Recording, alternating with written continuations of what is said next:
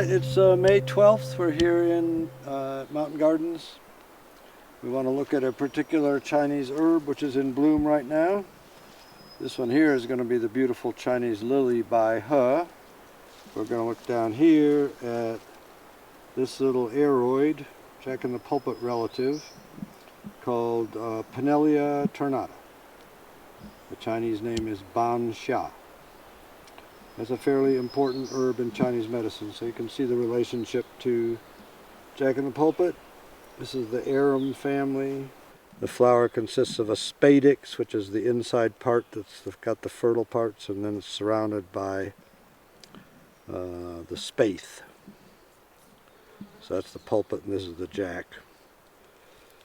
So all of these are a little bit toxic, everything in the jack-in-the-pulpit family, even though the Indians used to eat our native jack-in-the-pulpit. It's known as Indian turnip. They would steam them for a while. It's got some kind of crystals, maybe calcium oxalate, that are extremely painful in your mouth, although not really fatal, but nothing anyone would ever want to do more than once. So there's various ways of destroying those. I think just lengthy drying is supposed to do it, or cooking in a pit is how the Indians did it.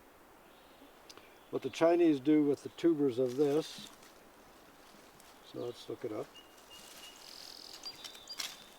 You can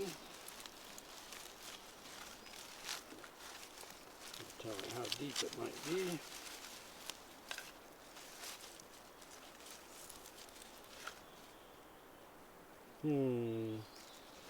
Maybe we got it, maybe we didn't.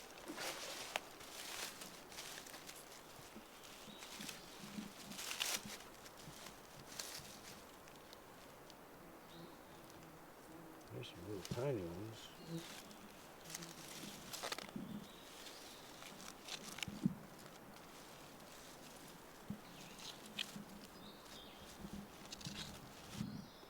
So we've gotten up a little handful of these. How well you can see them. They're about the size of a large garbanzo bean. They can definitely get bigger than that. We've had them almost an inch in diameter if we really try and take care of them. These are just growing wild and weedy in the beds.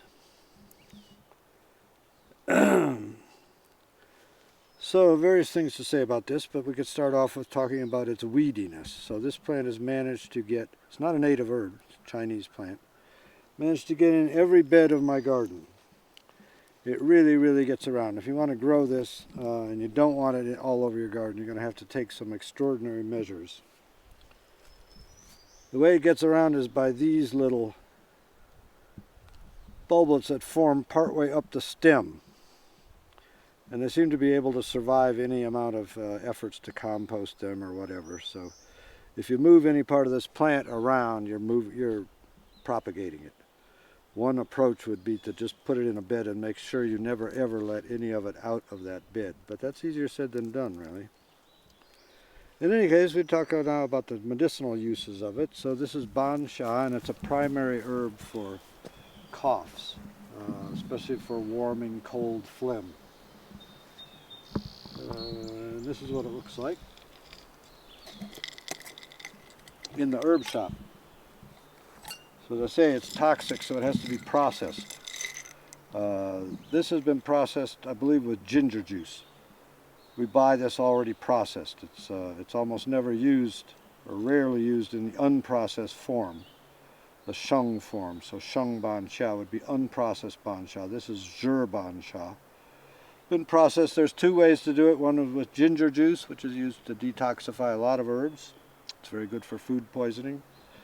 Or lime. There's a process involving lime, calcium, I suppose, hydroxide, but I'm not sure about that.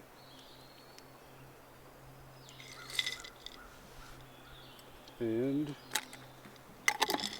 so more specifically what it's used for so it's the lead herb in the category of transform phlegm and stop coughing, warm and transform cold phlegm. Dries dampness, transforms phlegm, causes rebellious qi to descend, harmonizes the stomach, stops vomiting, dissipates nodules, and reduces distension.